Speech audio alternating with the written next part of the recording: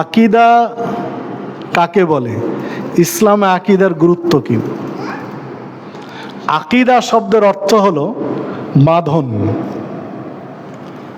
আকিদা শব্দের অর্থ হচ্ছে বাঁধন। রশি দিয়ে কোনো জিনিসকে শক্ত করে বাঁধা, এটাকে বলে আকিদা।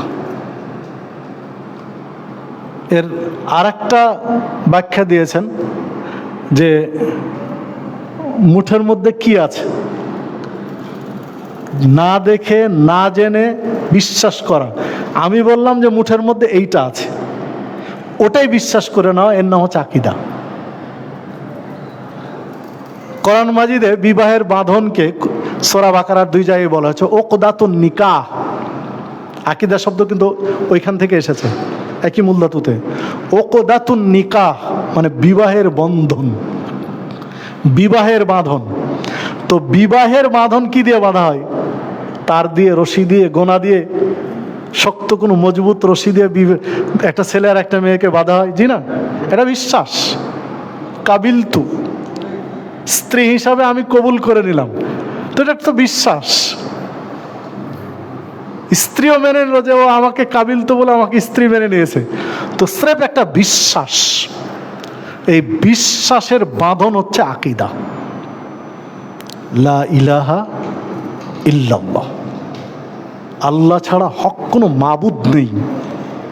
এটা বলার সাথে সাথে স্রষ্টা এবং সৃষ্টির মধ্যে একটা বাঁধন তৈরি হয়েছে। এই কালিমা মুখ দিয়ে বের করার সাথে সাথে আমি রবকে স্বীকার করে নিয়েছি, মানে আমার দ্বারা আর শিরিক করা সম্ভব নয়। জীবন চলে যাবে কিন্তু শিরিক করব না, এই যে বিশ্বাস তৈরি হয়েছে।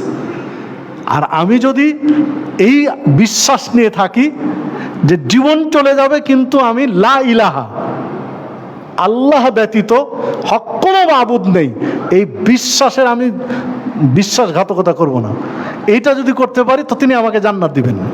আমার দায়িত্ব এই বিশ্বাসের উপরে টিকে থাকা, আর তার দায়িত্ব আমাকে জান্নাতে দিবেন। তো এই যে একটা বাঁধন, এইটাই মূলত আকিদা। তারপরে এর অনেকগুলো দিক আছে, তো মূল বিষয় হচ্ছে এটাই, এর গুরুত্ব সবচেয়ে বেশি। আগে আকিদা, তারপরে আমল। আকিদাবিহীন আমলের কোনো কাজ নেই, গুরুত্ব নেই। আকিদা ঠিক করে তারপর আমল করতে হবে। জাযাকাল্লাহ খায়ের।